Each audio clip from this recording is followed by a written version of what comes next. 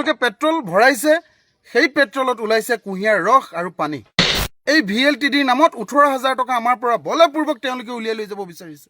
কেনে অত্যাচাৰ, কেনেকৈ শোষণ কৰিছে আমাক কওক। আমি অসম চৰকাৰৰ পৰিবহণ মন্ত্ৰীক স্পষ্টকৈ ক'ব বিচাৰিছোঁ, বাণিজ্যিক বাহনৰ চালকসকল আপোনালোকৰ দৃষ্টিত ATM মেচিন নেকি? আজি আপোনালোকে দেখিছে ৰাস্তাই পদূলিয়ে গাড়ীবোৰ ষ্টাৰ্ট বন্ধ হৈ গৈছে, ইঞ্জিনৰ সমস্যা হৈছে। যোৱাকালি আমি দেখিছোঁ গুৱাহাটীৰ মাজমজিয়াত GS ৰোডত BJPৰ বেনাৰ লাগি থকা এখন গাড়ী তেওঁলোকে ঠেলি ঠেলি লৈ গৈছে। এনেকুৱা নহয়তো যে তেওঁলোকৰ পেট্ৰল ভৰাবলৈ পইচা নাই। তেওঁলোকে পেট্ৰল ভৰাইছে, সেই পেট্ৰলত ওলাইছে কুঁহিয়াৰ ৰস আৰু পানী। গতিকে সাম্প্ৰতিক সময়ত এই ইথানলযুক্ত পেট্ৰলে সৰ্বসাধাৰণ ৰাইজক এক প্ৰকাৰ কুঙা কৰি পেলাইছে। বিশেষকৈ ক্ষতিগ্ৰস্ত হৈছোঁ আমি। আজি বাণিজ্যিক চালকসকলৰ অৱস্থা কি হৈছে? পূৰ্বতে পেট্ৰলৰ মূল্য কিমান আছিলে আৰু আজিৰ তাৰিখত ইথানলযুক্ত পেট্ৰলৰ মূল্য কিমান হৈছে? আকাশলংঘী মূল্য বৃদ্ধি হৈছে, বিপৰীতে ভাড়া বঢ়া নাই। প্ৰতিটো ক্ষেত্ৰত মূল্য বৃদ্ধি। আজি আমি এই বাণিজ্যিক বাহনৰ নথি পত্ৰ নৱীকৰণ কৰিব নোৱাৰা হৈছোঁ, আমি ইঞ্চুৰেঞ্চ কৰিব নোৱাৰা হৈছোঁ, গাড়ী মেইনটেনেঞ্চ কৰিব নোৱাৰা হৈছোঁ, কৰ কাটল চৰকাৰক দিব নোৱাৰা এটা পৰিৱেশ। আমাৰ পকেট কাটি পইচা কাঢ়ি লৈ যোৱা হৈছে। কিমান যন্ত্ৰণা সহ্য কৰিম আপোনালোকে চিন্তা কৰকচোন। যোৱা কিছুদিনৰ আগত তেওঁলোকে কি কৰিলে, SLD নামত আমাৰ পৰা পইচা লৈ গ'ল অসম পৰিবহণ বিভাগে। তাৰ পাছত আহিলে আপোনাৰ GPS।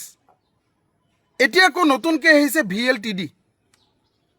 এই VLTDৰ নামত 18,000 টকা আমাৰ পৰা বলপূৰ্বক তেওঁলোকে উলিয়াই লৈ যাব বিচাৰিছে। কেনে অত্যাচাৰ, কেনেকৈ শোষণ কৰিছে আমাক কওক। আমি উন্নয়ন বিৰোধী নহয়তো, উন্নয়ন লাগে, কিন্তু বাণিজ্যিক বাহনৰ চালকসকলে কিয় সমগ্ৰ ব্যৱস্থাটোৰ কাৰণে দায়িত্ব ল'ব লাগে? আমি কি ATM মেচিন নেকি? আমি অসম চৰকাৰৰ পৰিবহণ মন্ত্ৰীক স্পষ্টকৈ ক'ব বিচাৰিছোঁ, বাণিজ্যিক বাহনৰ চালকসকল আপোনালোকৰ দৃষ্টিত ATM মেচিন নেকি? যে যেতিয়াই মন যাব তেতিয়াই নতুনকৈ কিবা এটা বোজা জাপি দিব আৰু পকেট কাটি পইচা কাঢ়ি লৈ যাব। আৰে অসহনীয় বোজা আমাৰ ওপৰত জাপি দিয়া হৈছে। কিমান অত্যাচাৰ সহ্য কৰিম? অলা, উবেৰ, ৰেপিডো আদি প্ৰতিষ্ঠানক নাকি লগাব পৰা নাই, ভাড়াৰ নীতি, ভাড়াৰ নিৰিখ প্ৰস্তুত কৰিব পৰা নাই। বিপৰীতে এতিয়া এনেকুৱা এটা পেট্ৰল দিছে, যি পেট্ৰলৰ জৰিয়তে আমি মাইলেজ কম পাওঁ, আমি আগবাঢ়ি যাব নোৱাৰোঁ, আমাৰ গাড়ী ষ্টাৰ্ট বন্ধ হৈ যায়, মেইনটেনেঞ্চ বাঢ়ি গৈছে। এই কথাবোৰ বিৰোধিতা কৰিলে আমি দেশদ্ৰোহী। কি অৱস্থা হৈছে অসমখনৰ? অসমীয়া মানুহে অসমত কাম কৰি থাকিব পৰা এটা পৰিৱেশ নোহোৱা কৰি পেলাইছে। আমিতো চাকৰি বাকৰি বিচৰা নাই, একোখনকৈ বাণিজ্যিক বাহন ক্ৰয় কৰিছোঁ, ঋণৰ বোজা কান্ধত লৈছোঁ। তাৰ পাছত প্ৰতিটো ক্ষেত্ৰতে আমাক বলপূৰ্বক নীতি জাপি দিব। আজি ইথানলযুক্ত পেট্ৰলৰ কাৰণে কাৰ লগত আলোচনা কৰিলে? গাড়ী নিৰ্মাণ কোম্পানীৰ সৈতে আলোচনা কৰিছে নে অসমৰ পৰিবহণ চালক সন্থাসকলৰ সৈতে বহি আপোনালোকে আলোচনা কৰিছে যে আপোনালোকৰ ওপৰত এনেকুৱা এটা বোজা জাপি দিব বিচাৰিছোঁ, যিটো বোজা আপোনালোকে সহ্য কৰিব পাৰিব নে নোৱাৰে? এই কথাটো সুধিছিলে নেকি কাৰোবাক?